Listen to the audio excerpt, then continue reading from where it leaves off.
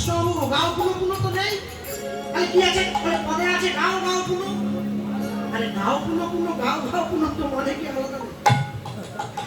60-এর দশকের আগের পদের বইগুলোতে গাও কোনো কোনো আছে, 60 দশকের পরে গাও গাও কোনো দুটোই ঠিক আছে।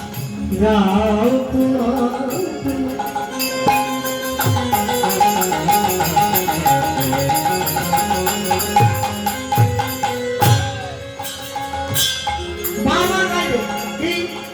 গৌরাঙ্গের গুণ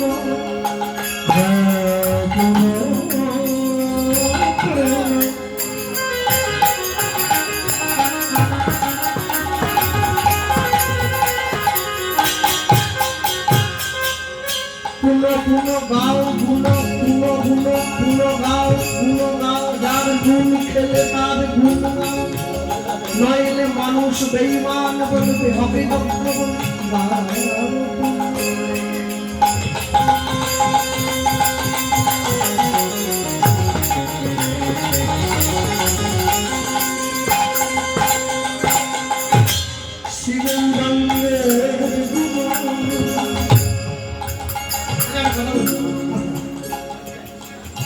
সকাল থেকে সন্ধ্যে পর্যন্ত 2 নম্বরই কোনো চিঠি বাজিবে বলল ঠাকুর সন্ধ্যেবেলা বসে গৌরাঙ্গের নাম বলতে হবে না না কি করে হয়। সরল করিয়া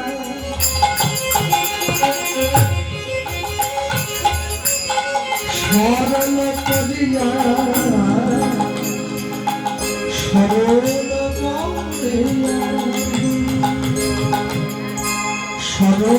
করিয়া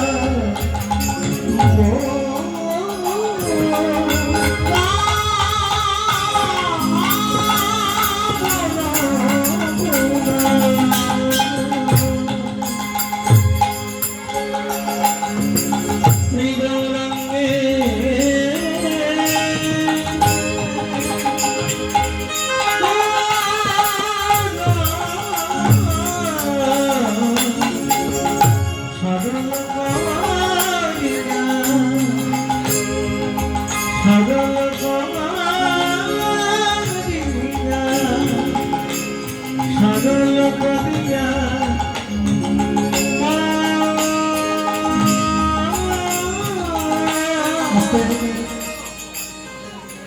যদি সরল বনে গৌরাঙ্গের গুণ গাওয়া হয় তবে তা না হলে হবে না। এতিন ভুবনে এমন দয়াল তুমি না দেখিবে একজন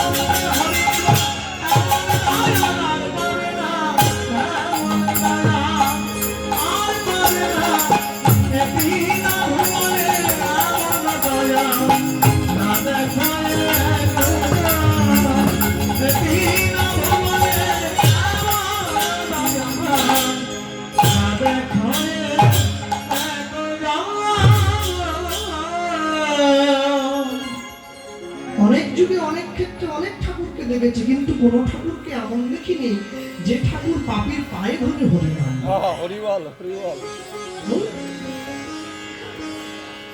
অশ্বিনী কুমার গোস্বামী মহারাজ বলতেন যে মাঝে মাঝে নবদ্বীপে ধুলিতে গিয়ে গড়াগড়ি দিল। জিজ্ঞাসা করছিলাম বাবা ঠাকুর লাভ কি হবে? আমি ব্রজের ধুলোতে গড়াগড়ি দিলে হবে না? বলে ব্রজের ধুলোতে গড়াগড়ি দিলে হবে, আমি না বলবো না, কিন্তু ব্রজের ধুলোতে গড়াগড়ি দিলে কি হবে জানো? ব্রজের ধুলিতে গড়াগড়ি দিলে প্রেম আসবে, কিন্তু ক্ষমা আসবে না। হরিবল হরিবল। নদীয়ার ধুলিতে গড়াগড়ি দিলে তবে তো ক্ষমা আসবে। শুধু ব্যাপারটা বুঝলাম না। শুধু দেখো, বৃন্দাবনের যতগুলো অসুর ভগবানকে মারার জন্য ছুটে গেছে, ভগবান কিন্তু কাউকে ক্ষমা করে নিঃস্বার্থে হত্যা করে গেছে। আমি উদ্ধার করবো বলে যদি বলি, কৃষ্ণ যদি ছুটে ভক্তে ভক্তি মুক্তি দিয়া প্রভু প্রেম ভক্তি না দেন, রাখেন লুকায়। আমি কাউকে টাকা তখনই ধার দিতে পারি যদি টাকা আমার কাছে অঢেল পরিমাণে থাকে, পরিমাণের থেকে বেশি। আমি নিজেই ধার করে চলি, আমি আপনাকে কি ধার দেব? ঠিক তেমনি গোবিন্দের কাছে সব আছে, প্রেমটা খুব অল্প, ওটা রাধারানীর কাছ থেকে ধার করে নেওয়া, ওটা দেওয়া যায় না। কিন্তু মহাপ্রভুর কাছে তো প্রেমের কোটে ভরা আছে। নবদ্বীপের যতগুলো অসুর ভগবানকে মারতে গেল, ভগবান কাউকে মারেনি। জগাই মাথায় বধ নয়, জগাই মাথায় উদ্ধার। চপল গোপাল বধ নয়, চপল গোপাল, চপল গোপাল বধ নয়, চপল গোপাল উদ্ধার। মলয় চাঁদ কাজী বধ নয়, মলয় চাঁদ কাজী উদ্ধার। এই যে মালাচন্দন করা হয়েছে হরিবাসরে, আমি দাঁড়ানো মাত্র বা আপনারা এসে বসেছেন, প্রত্যেকের কপালে চন্দন আমি দেখতে পাচ্ছি। আস্তে দেখবেন নবদ্বীপে যখন কীর্তন হয়, পুরাতন ভজন কুটিরে যখন কীর্তন হয়, ওখানে তো মাইক দিয়ে হয় না, বিনা মাইকে হয়। বাবাজি মহারাজরা শোনেন, আমাদেরও সৌভাগ্য হয়েছিল শোনা। আমরা দেখবেন মুখে যখন উচ্চারণ করি, আমরা বলি মালা চন্দন, আগে মালা পরে চন্দন। কিন্তু যখন হরিবাসরে হাতে কাজটা করি, আমরা কি করি? আগে চন্দন পরে মালা, এটা করি, বা বাকি দিনে যেটা হয়। আচ্ছা, তাই যদি হয় তাহলে মুখের কথাটা আর হাতের কাজটা দুরকম হয়ে যাচ্ছে নাকি? মুখে বলছি মালা চন্দন, হাতে করছি চন্দন মালা। আমার বলাটা ঠিক আছে, মালা চন্দন, কিন্তু কর্মটা ভুল হয়ে যাচ্ছে। ভুলটা আমরা কিছু না। এখন আপনারা জিজ্ঞাসা করতেই পারেন, বাবা তাহলে আগে যদি চন্দন দেওয়ার ক্ষতি কি হয়? বলে ক্ষতি কিছু হয় না, পদ্ধতিটা ভুল হয়ে যায়। আগে মালা, আগে যে মালা আসছে, মালাটা কিন্তু এমনি এমনি আসে না। শিবাসের দরজায় যখন চাঁদকাটিকে উদ্ধার করার জন্য মহাপ্রভু ছুটে গিয়েছেন, যখন গলাধর পণ্ডিত মহাপ্রভুকে সাজিয়ে দিচ্ছেন, আগে কিন্তু চন্দন দেন নাই, আগে মালাটা দিয়েছে। কোন মালা? গোবিন্দের প্রসাদী মালা, মহাপ্রভুর বরণ। তাহলে আমরা যারা মহাপ্রভুর অনুরাগী, যারা সেই মতে সেই পথে চলতে ভালোবাসি, তাহলে আমাদের অনুরাগ তখনই বর্ধিত হবে যদি আমরা মহাপ্রভুর চরণে ছুঁয়ে মালাটাকে প্রসাদ করি। তাহলে মহাপ্রভুর চরণে মালা দেওয়া হলো, সেই মালা বক্তার গলায়, যিনি হরি কথা বলছেন, ভগবানের কথা বলছেন, পারমার্থিক কথা বিচার করছেন, তার কণ্ঠে। এই মালার পরে চন্দন, কপালের মাঝে তো চন্দন দেওয়া যাবে না, এখানে স্বরূপ আছে। তাহলে চন্দন হচ্ছে পঞ্চরসের প্রতীক, শান্ত, দাস্য, সত্য, বাৎসল্য, মধু। চন্দন শুরু করতে হয় বাঁ দিক থেকে, বাম দিকে তিনটি, শান্ত, দাস্য, সত্য। মাঝখানটা ফাঁকা থাকে, ডান দিকে দুটি, বাৎসল্য, মধু। এই হচ্ছে ভালো চন্দন।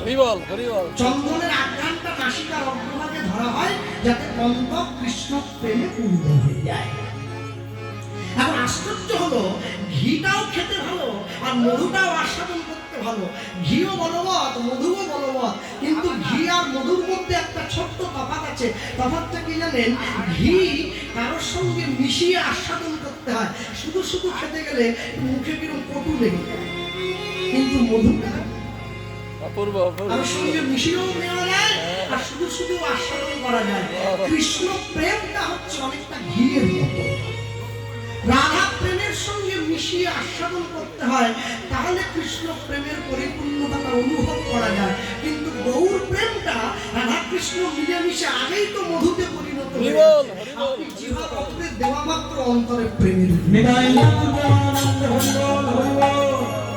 তাহলে আপনি সবার আগে চিন্তা করবেন যে অনুভবের সঙ্গে অনুযোগ মিশিয়ে, স্মরণের সঙ্গে মনন মিশিয়ে নববিধা ভক্তি প্রথমের থেকে শুরু করে শেষ পর্যন্ত, শুরু থেকে অন্তিম পর্যন্ত যতগুলি ভক্তি বিধি, যতগুলি ভক্তি শ্রবণম কীর্তনম অর্চনম বন্দনম পাদ সেবনম অর্চনম বিষ্ণু সেবনম, একটা একটা করে যতগুলি বিধি আপনি সবার প্রথমেই কিন্তু পাবেন শ্রবণ। আগে কানটাকে তৈরি করতে হবে, কানে মধু দাও। কানে যদি মধু, হরি নামরূপী মধুর কথা বলছি, কানে যদি মধু যায় সেই মধু প্রাণে পৌঁছে যায়। আর মধু যখন প্রাণে পৌঁছে যাবে, অন্তর যদি একবার গৌর প্রেমে পূর্ণ হয়, তার জন্য কি কষ্ট করতে হয়? বৈষ্ণব মহাজন লিখছেন কি একদম অন্তিমে দিয়ে লিখছেন, গৌরাঙ্গ বলিয়া নামে নামে বলিয়া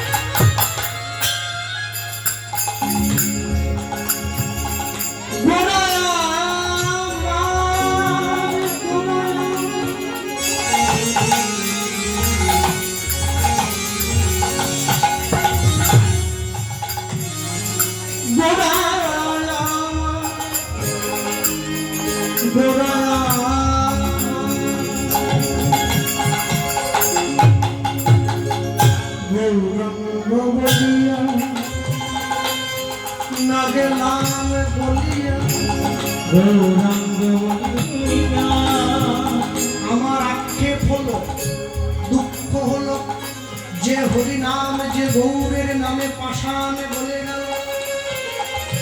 ঝাড়িখণ্ডের পথে হিংস্র জন্তুরা প্রেমে আপ্লুত হয়ে চরণে গড়াগড়ি দিল। বনের বাঘ সে গৌর নামে মাতোয়ারা, বেশি নয় অল্প। কিন্তু আমার হৃদয় বাঘিনী কখনো তার নামে অন্তরে গোলা দেয় না, কখনো নয়নের ধারা রূপে তার প্রেম তো বাড়িবে আসে। গৌরাঙ্গ বলিয়া আমি লাগে লাল গলি